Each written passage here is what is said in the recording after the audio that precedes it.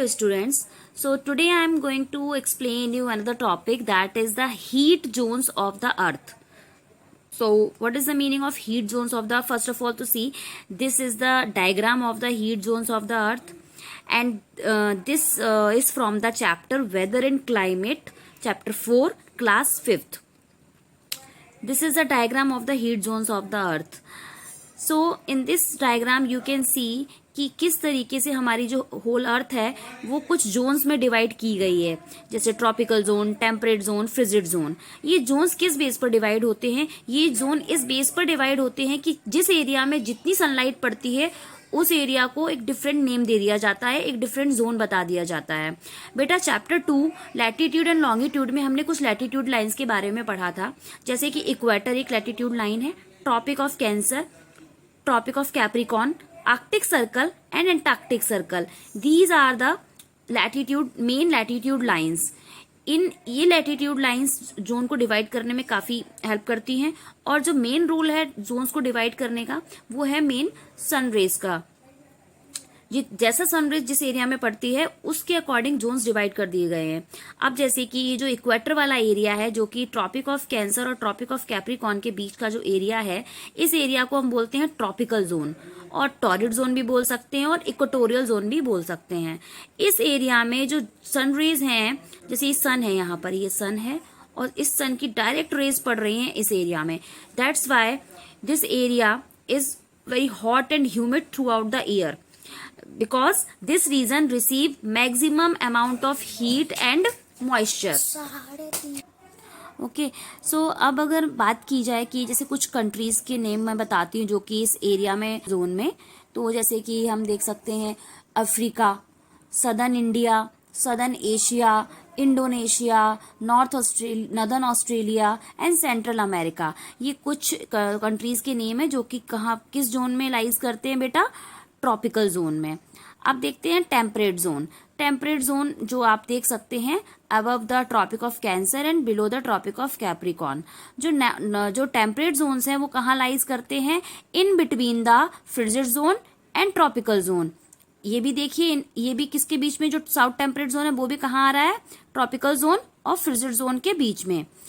तो ये है नॉर्थ टेम्परेट जोन क्योंकि ये नदर्न हेमिस्फीयर में आ रहा है, और ये साउथ टेम्परेट जोन क्योंकि ये सदर्न हेमिस्फीयर में आ रहा है. एज वी ऑलरेडी नो कि equator divide the earth into 2 hemisphere, northern hemisphere and southern hemisphere. ठीक है, तो जो नॉर्थ में आ रहे हैं वो northern tropical zone, northern temperate zone कहलाते हैं, और जो साउथ में आ रहे हैं बिलो द इक्वेटर लाइन वो साउथ ट्रॉपिकल जोन और साउथ टेम्परेट जोन कहलाता है. तो टेम्परेट जोन वो जोन होते हैं जहां पे जो सूरज की रोशनी है वो स्लैंटिंग होके जा रही है, टेढ़ी होकर जाती है, एकदम स्ट्रेट उसकी रेज नहीं जाती है. तो ये एरिया इतना ज्यादा हॉट नहीं है, ना ही हॉट है ना ही कोल्ड है. तो वी कैन से कि this area neither too hot and nor too cold. Okay, so ये हमेशा मॉडरेट रहता है. तो वी कैन से हम ये कह सकते हैं कि जो भी कंट्रीज इस एरिया में लाइज करती हैं टेम्परेट जोन में, तो वो एरियाज बड़े अच्छे हैं. आप वेकेशंस के लिए वहाँ जा सकते हो. ठीक है, तो जब भी आप कभी घूमने जाना तो ये टेम्परेट जोन में जो भी कंट्रीज आती हैं वहाँ जाइएगा. ठीक है, and you will enjoy all the weather over there. ठीक है, तो जोक्स अपार्ट देखते हैं नॉर्थ टेम्परेट जोन और साउथ टेम्परेट जोन. ये north and south temperate zone है which lies in between the north frigid zone and north tropical zone, and it lies in south tropical zone and south frigid zone. ठीक है, तो ये areas ना ही ज़्यादा गर्म होते हैं ना ही ज़्यादा ठंडे होते हैं. और अगर इस एरिया के कुछ कंट्रीज़ की बात की जाए, तो अगर हम नॉर्थ ट्रॉपिकल जोन में नॉर्थ टेम्परेट जोन में देखें कि कौन सी कंट्रीज आती हैं, जैसे कि ब्रिटेन है, यूरोप है, नॉर्दर्न एशिया है एंड नॉर्थ अमेरिका है. और साउथ टेम्परेट जोन में आपको जैसे कि कुछ कंट्रीज के नाम लिए जाए तो southern Australia, New Zealand, south Africa, ये कंट्रीज इस साउथ टेम्परेट जोन में आती हैं. अब देखते हैं third zone, that is frigid zone. Frigid zone ऐसे जोन्स होते हैं जो कि परमानेंटली फ्रोजन होते हैं, बहुत ज्यादा ठंड होती है यहाँ पे. दीज आर द एंड जो फ्रिजिड जोन है इनको हम पोलर जोन भी कहते हैं. फ्रिजिड जोन वो जोन होते हैं जो आर्कटिक सर्कल के अंदर में आते हैं, और जो साउथ वाला फ्रिजिड जोन है वो है एंटार्क्टिक सर्कल के अंडर में आता है. So these are the polar zones. ये पोल्स पे हैं इसलिए हम इनको पोलर जोन भी कहते हैं, और हम फ्रिजिड जोन भी कहते हैं। ये नॉर्थ डायरेक्शन में, नॉर्दर्न हेमिस्फीयर में है इसलिए नॉर्थ फ्रिजिड जोन है, ये सदर्न हेमिस्फीयर में इसलिए साउथ फ्रिजिड जोन है। अब फ्रिजिड जोन वही होते हैं जो जहाँ पे बहुत सर्दी होती है, बर्फ जमी हुई होती है, आइस कैप्स होते हैं, आइसबर्ग्स होते हैं, ये आप सबको पता ही है क्या होते हैं।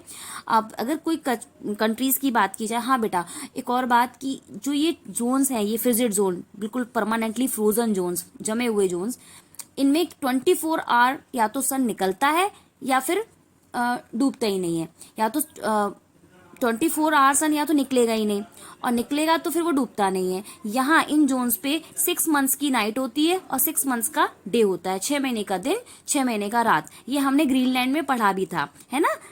तो अगर हम कंट्रीज की बात करें कि इन जोन्स में कौन सी कंट्रीज आती हैं, तो फ्रिजिड जोन में जैसे कि हम United State, Canada, Russia, Iceland, Finland, Norway, Greenland, है ना।